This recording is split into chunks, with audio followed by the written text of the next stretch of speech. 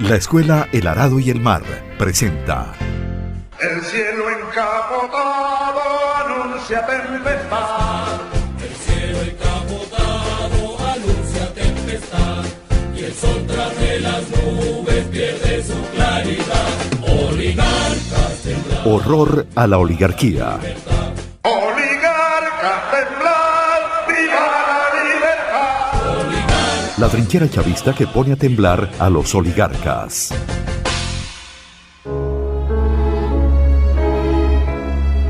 Y si se nos dijera que somos casi unos románticos, que somos unos idealistas inveterados, que estamos pensando en cosas imposibles y que no se puede lograr de la masa de un pueblo el que sea casi un arquetipo humano, nosotros le tenemos que contestar una y mil veces que sí se puede, y tiene que ser así, y debe ser así, y será así, compañeros.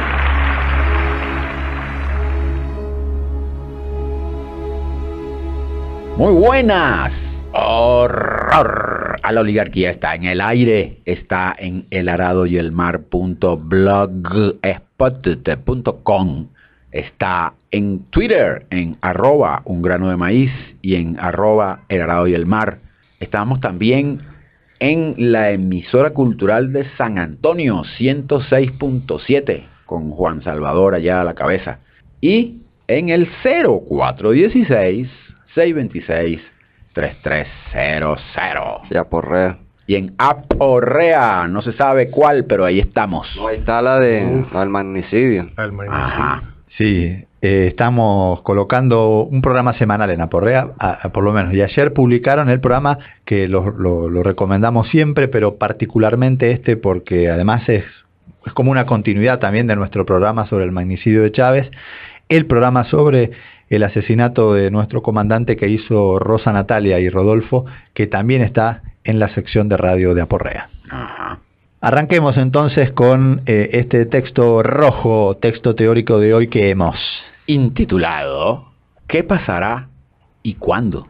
Más allá de la anécdota, de la pequeña historia del día a día, es bueno alzar la vista y otear un poco más lejos, intentar descifrar hacia dónde conducen los hechos fundamentales de hoy. Veamos. Los altos voceros del gobierno se jactan del buen camino que llevan los acuerdos económicos. Las mesas económicas funcionan bien. Se buscan acuerdos sobre los precios con los capitalistas, algo así como Samuro cuidando tripas. Las grandes transnacionales vuelven con la chequera presta y las agallas grandes. Los dólares fluyen hacia los bolsillos de los pícaros a precios razonables. El CICAD camina. Las transnacionales cobran, el mercado paralelo está controladito. Todo indica que al capitalismo rentista le va bien. Pero fíjate, usted se fue para adelante. Sí, usted Se robó la base. Sí, está bien. No hubo seña desde No, sí es verdad. Mira, pero porque el primer párrafo dice, más allá de la anécdota, de la pequeña historia del día a día, es bueno alzar la vista. Sí. ¿Qué es lo que hace la reacción o la derecha interna y la externa? Ponernos a discutir pendejadas. Sí. Es aquella célebre de los romanos pan y circo, Uh-huh. que era más circo que pan. Sí. ¿Entiendes? Entonces, si tú revisas las páginas de los periódicos y de internet y todo, tú ves que la tendencia es a discutir algo que no sea política. Puro chisme. Apariencia. Apariencia. No, pero no es política, que es... La política es lo que gira alrededor del poder, para hacer una definición rápida. Entonces aquí no se discute, no se relaciona lo que pasa con la disputa del poder, ni con la economía, con la relación económica, que es el otro pilar de la política. Ajá, ahí lo que usted lee entonces, es un intento de tratar de incorporar a la discusión temas políticos y económicos. Entonces, bueno, está haciendo una revisión, un paneo de la realidad desde el punto de vista político y económico, lo que va a influir en lo que va a pasar. Además es muy importante esto de alzar la mirada, podríamos decir, alzar la mirada y ver el campo estratégico. cómo se están moviendo las aguas. Porque si uno ve el discurso de la oposición, acá hay una dictadura y una crisis terminal. Si uno ve el discurso del gobierno, todo marcha bien. Las mesas económicas funcionan, el diálogo no funciona, pero no pasa nada. Si no hay diálogo es porque ellos se levantaron.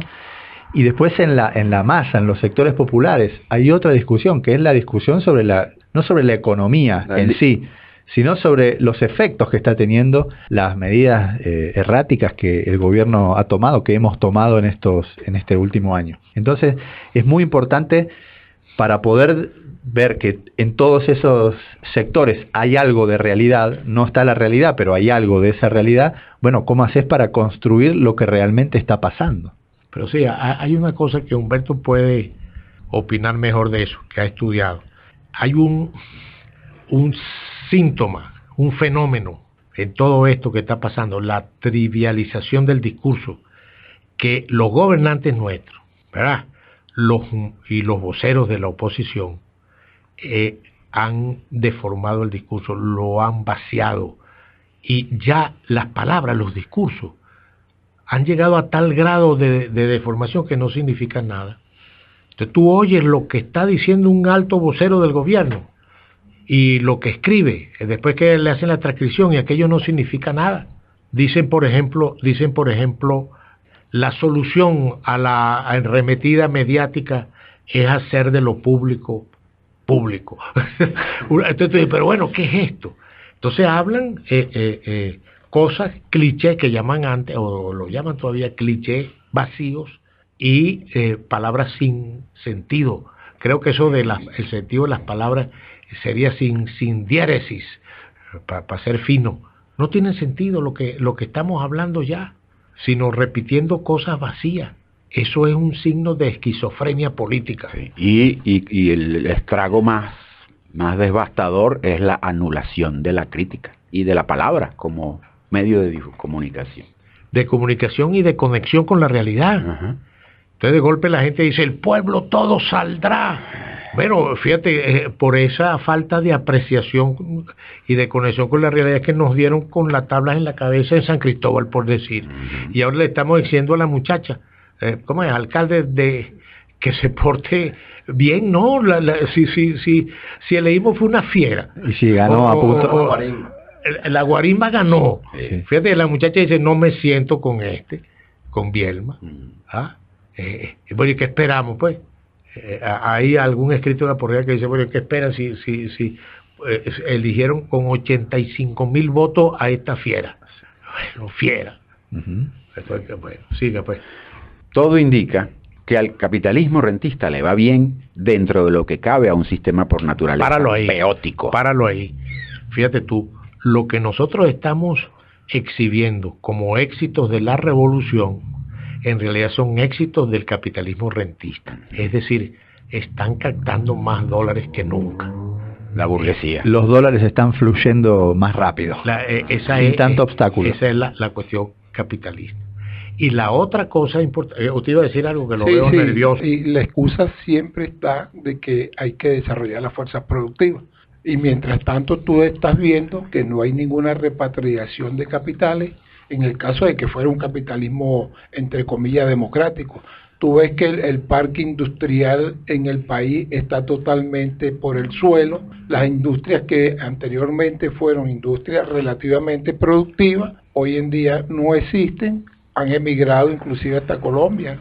Y nosotros seguimos en nombre de ese desarrollo de las fuerzas productivas, bajándole dinero a estos mafiosos que lo que hacen es apropiárselo y llevárselo nuevamente para el exterior. Pero esos mafiosos nosotros los llamamos sector productivo. Sí, porque soñamos que con esos dólares que nosotros le damos van a producir, pero eso es un engaño que ya se demostró en la realidad, con el desfalco de Cadivi. Pero lo que dice Saturno es más profundo. Desarrollar la fuerza productiva no es algo que no tiene... efectos en la conciencia. No, efectos en la conciencia, es decir, tiene un signo. No es lo mismo fuerzas productivas que se desarrollan en una propiedad social y para cumplir o suplir las necesidades básicas de una población, que las necesidades reales, no las del capitalismo. Claro, que una fuerza productiva del capitalismo. Esas van a enriquecer al capitalista y van a yugular el socialismo. Entonces, eso tiene que ver con el segundo párrafo, lo que decía ahí, que esto está dirigido, la economía está dirigida por una ideología reformista y socialdemócrata. No hay duda de eso. Y se excusa en elevar la fuerza productiva. Ahora, ese bienestar del capitalismo entra en contradicción con el campo político que no lo han podido estabilizar. Ajá, ahí vamos. Ahí vamos. Hacia allá vamos. Para usar la nueva nomenclatura socialdemócrata, podemos decir que está equilibrado el capitalismo, término que parece significar ahito de dólares y de prebendas petroleras. El serrucho se le tranca a la socialdemocracia, al reformismo, cuando a ese bienestar de los capitalistas intenta buscarle su correspondiente político. Lo primero que hay que decir es que el pacto político de los capitalistas, los de aquí y los de allá, no es un capricho, no depende de la buena voluntad de los actores, de algo que puede hacerse o no según sus deseos. Es un imperativo para controlar la inevitable explosión social que siempre amenaza al capitalismo. Es un imperativo de los capitalistas. Entonces no es una cosa de que, ¿por qué buscan el diálogo? El diálogo es una necesidad de ellos, no de la revolución, es una necesidad de los capitalistas. Y al no poder hacer el diálogo, entra en una crisis profunda este esquema. Entonces no se trata de eso que dice la gente, bueno, si no vienen no importa, hay otra gente con la cual dialogar. No, el diálogo político es con esa gente. Sí. Y es un diálogo necesario para poder enmascarar bien la entrega que están haciendo el capitalismo y las consecuencias de esa entrega. Por eso ahí no hay por dónde coger. Claro. El pacto está moribundo porque los dos bandos tienen problemas para construirlo y no perder apoyo de su base social, que es su razón de existencia. Unos no pueden ceder en la amnistía, los otros no pueden pactar teniendo a sus dirigentes presos. Fallaron en buscar como excusas al Papa y a la UNASUR. Bueno, acuérdate que hubo un momento en que se dijo que le iban a entregar al enviado del Papa a Simonovic. Sí. ¿Entiendes? Entonces, bueno, sí, ¿quién va a reclamar en una población católica, verdad, que le entreguen a un señor piadosamente al enviado del Papa? Sí. Oye, ¿qué viejita por ahí va a estar gritando? Pero se les cayó eso. Y el diálogo en este momento no existe porque tienen unas fallas ahí, ellos tienen unas carencias, no pueden dar eso políticamente y aquellos no pueden dejar de recibirlo. Porque paradójicamente, bueno, no sé si está bien utilizado en este caso, paradójicamente, pero que ambos bandos, el gobierno y la oposición, están débiles. Ese es el grave problema, porque si vos tenés un gobierno fuerte, por ejemplo como Chávez, ¿cuántas veces Chávez no indultó y tomó medidas que hoy serían un escándalo? Pero ¿por qué dicen que ellos están débiles? Ellos están débiles también, ellos no pueden salir ni siquiera a justificar a Leopoldo López, ni a los estudiantes. Vos fíjate que hoy sale Aveledo a decir, o ayer sale Aveledo a decir, está hoy en los diarios, a decir, la ventana del diálogo está abierta. Ellos tampoco pueden salir a patear el diálogo y decirlo abiertamente, que es lo que le está exigiendo su base social. Su base social está diciendo, no se sienten, porque si se sientan con ese gobierno, están legitimando una dictadura. Eso es lo que le está exigiendo su base, romper con el gobierno, porque para eso es que salieron, ¿no? Patear la mesa. Pues. Claro, y ellos no pueden hacer eso. Pero sí, tampoco pueden pactar teniendo a los tipos presos. Y como estamos haciendo un análisis político y tal, tan débiles pues no tienen líder. Los líderes no les han cuajado. Esa es la oposición, ¿no? El líder se le destiñó, que era Capriles. Entonces están en espera de que otro líder va a surgir. Sin líder tan raspado. Y su proyecto político está enmercochado también, porque hay muchos de ellos, cada uno de ellos tiene sus aspiraciones individuales. En la naturaleza mezquina de esos sectores. Claro, pero ahí yo estoy de acuerdo que están amelcochados, pero ellos trabajan así. Recuerda que el golpe... Y el imperio los une al final. Pero no, recuerda que el golpe lo dieron y hasta el último minuto estaban haciéndose zancadilla. Pero ellos, hay que tener cuidado, ellos trabajan así. Sí, y hay que atender también que la estrategia de la oposición, que es la estrategia imperialista, la estrategia de Washington, del Departamento de Estado, es buscar una implosión en Venezuela, justamente por estas propias debilidades que está diciendo muy bien Saturno, las debilidades del campo opositor. Chávez decía, esta oposición es un quilombo, y es cierto, esa oposición es un quilombo. Lo que están buscando es que sea el propio chavismo el que sepulte al gobierno revolucionario. Sí, esa es la gran estrategia, y por eso el diálogo. Jugar con las dificultades que ocurren y manipular todo eso. Pero hay una teoría que dice que dejen quieto a Maduro que se cae solo. Él no sacó poleo y que era un cadáver. Muerto parado. Sí. ¿Por qué? Porque está trancado el juego. Eso es verdad. El juego está trancado. No pueden, la economía no les va a dar resultados para la revolución, le da resultados para los capitalistas. Y los políticos no pueden avanzar. Porque si tuvieran fuerza suficiente, no tuvieran la carga de Chávez, por eso van a desconocer a Chávez, tienen que ir hacia allá. Si no tuvieran la carga de Chávez, ya tuvieran un gobierno de ancha base, pero no pueden hacerlo, eso lo dice ahí. Ese es el problema. Dice. Y por eso la política se pierde hacia la trivialidad, como dijimos al principio. La habladera de paz, el mundial le va a dar un frescor. ¿Cuánto dura el mundial? Un mes. Un mes. Ese va a ser un mes. Un circo que oculte la ausencia de pan. Un mes de vacaciones para la revolución. No, y la ausencia de futuro, de plan, de proyecto. No, y lo que yo quiero comentar es que el que tiene trancado el juego político, el diálogo político, es el gran comandante Chávez. Que los hijos de Chávez se dan cuenta de que pues ese no es el camino. Pero tarde o temprano lo económico necesita un pacto político. Lo segrega. Puede ir fluyendo en la economía, pero ellos le van a pedir, mira, este gobierno no es el que yo necesito. Mira, en lo político. Tanto es así que ha comenzado a circular hace un par de días un artículo de Temir Porras, que todo el mundo sabe que es un personaje muy cercano al presidente Maduro, muy cercano, que dice algo que confirma esto que vos estás diciendo. Ese artículo dice, es muy largo, pero creo que es un artículo que en el fondo intenta quitar de alrededor del presidente Maduro todos esos obstáculos de los hijos de Chávez que vos estás planteando, que impiden dar un paso más decidido hacia la derecha, hacia la entrega. Yo les recomiendo que lo lean con mucha atención, pero mi análisis en ese sentido es, el análisis central creo que va por ese lado, apuntalando el liderazgo del presidente Maduro, pero a costa de quitar esos obstáculos que han aparecido evidentemente en este último tiempo de otros hijos de Chávez que no están de acuerdo con la entrega de la revolución y que lo han dicho públicamente. Así es. Al 0416-626-3300 llegaron mensajes. Este dice: el espíritu de Sabaneta anda libre por el mundo, prodigando luces y dignidad a los pueblos. En España, en Siria, lo demostraron antier. Desde aquí, tu amada patria, 15 meses después de tu despedida física. Te amamos. Mira, vos me dijiste ayer que me ibas a hacer Contraloría Social. Antes de que lo hagas. Ajá, del Twitter. Sí, hay muchos mensajes que van quedando ahí en Twitter, los vamos a ir leyendo. No todos para comentarlos, pero para saber que hay usuarios que por esta vía nos están escuchando y están enviando mensajes. Dice, por ejemplo, Mapiedad Venezuela. Dice: cada día me convenzo más que la muerte de Chávez fue inducida.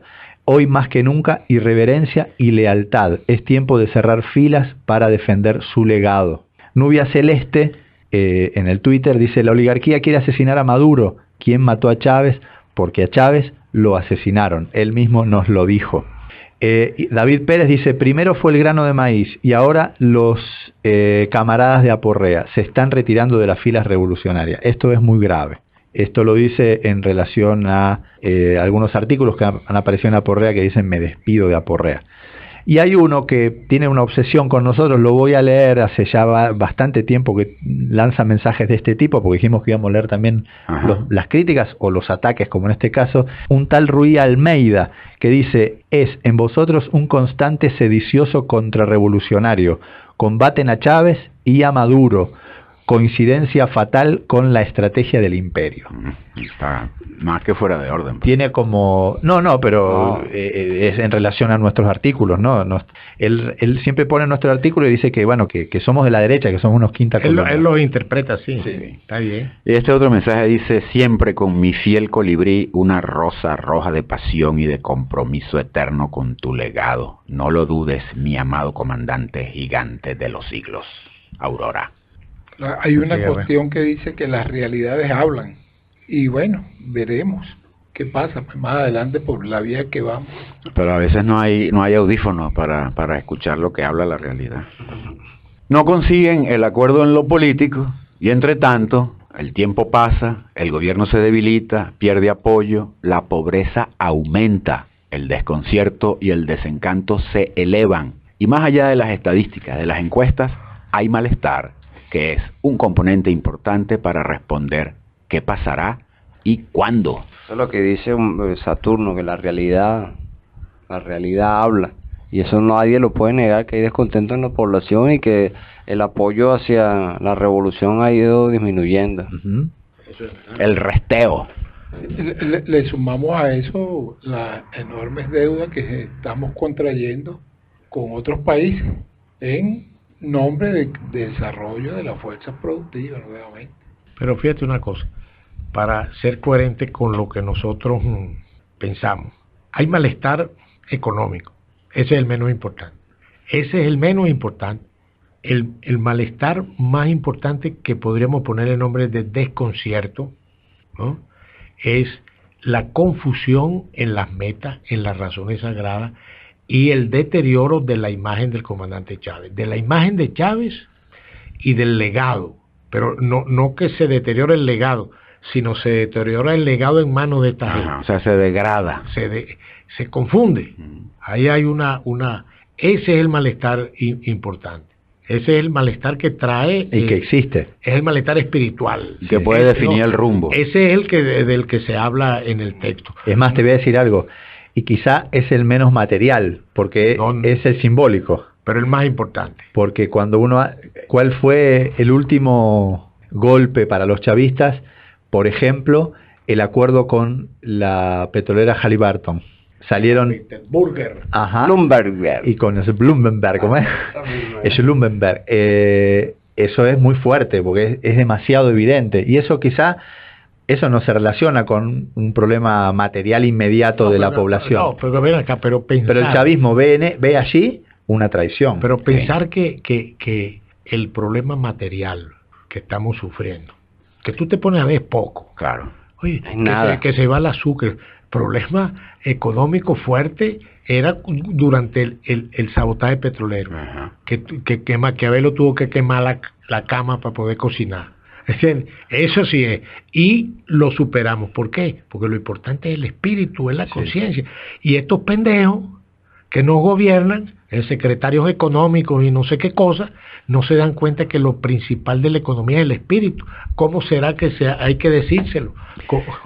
Sí, y hay algo más complejo ahí, Toby, que es que en el 2002 no teníamos las expectativas de consumo que tenemos hoy, tantos años después. Las que se alimentaron. Y después que vos ves que hay una contradicción muy fuerte, el gobierno dice la economía va fantástico y el salario... y aumenta la pobreza, el salario se va perdiendo día a día, ves cómo se levantan los controles de precio. Pero hay una cosa que hay que decir. Eso es más inmediato, quiero decir. Sí, claro, yo estoy de acuerdo contigo, pero hay una pelea ahí.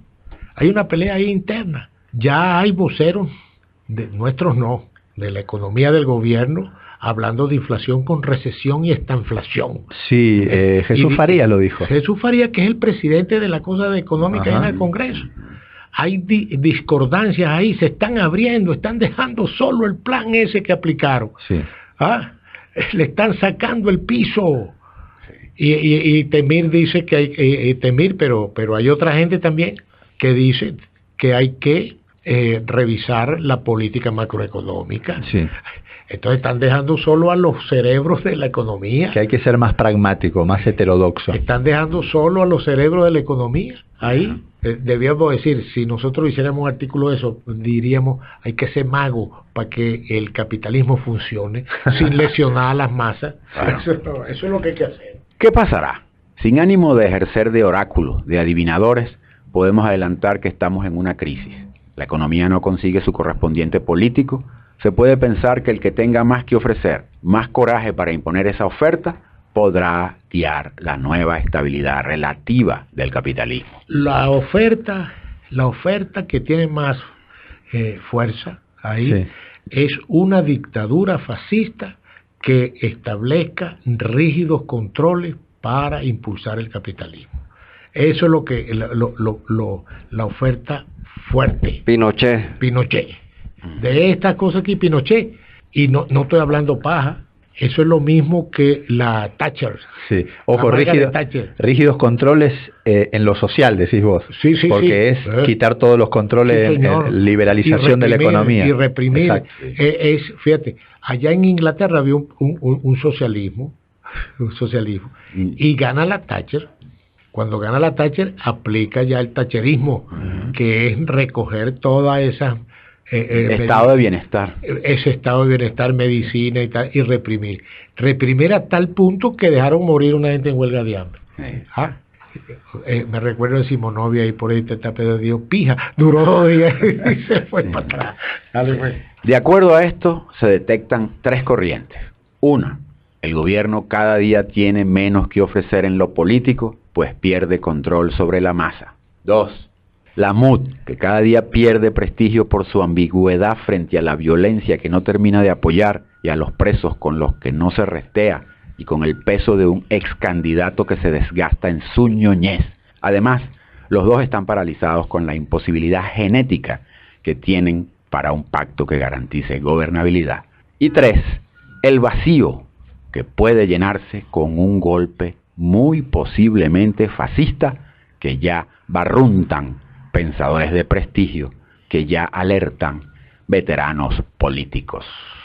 Y ese vacío hay que decirlo, creo que ahí lo dice más adelante, pero sería bueno ir cerrando porque ya nos quedan pocos minutos, lo puede llenar el socialismo. Ajá. Es tarea de los revolucionarios. Esa es la tarea, siempre será la tarea, siempre habrá oportunidad para la revolución, pero todavía no está en el... No está peleando. No está en el ring. No está en la mesa. Que decimos por ahí que no hay líder socialista que encarne el socialismo. No hay. Sí. Se ha perdido esa oportunidad de construir un líder socialista. Claro, se le puede decir que perdió el sentimiento de amar. No está el líder, pero están las ideas que están ahí, que es las ideas del comandante Chávez. Están en el aire.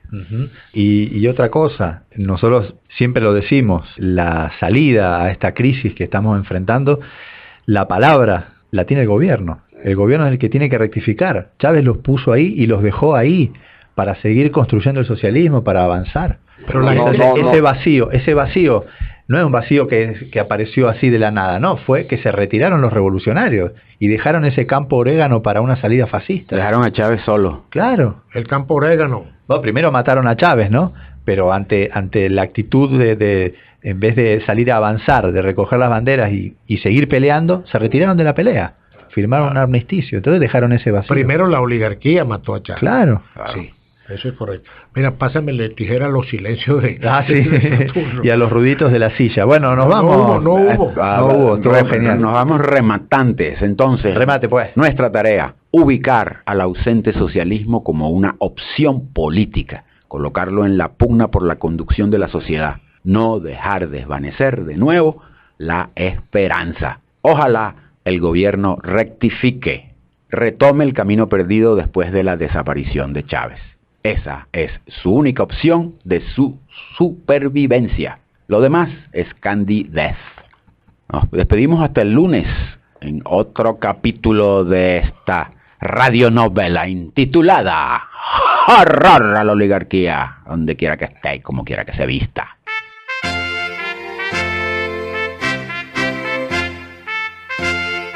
La Escuela El Arado y el Mar presentó El cielo encapotado anuncia tempestad. Horror a la oligarquía. La trinchera chavista que pone a temblar a los oligarcas. Claridad.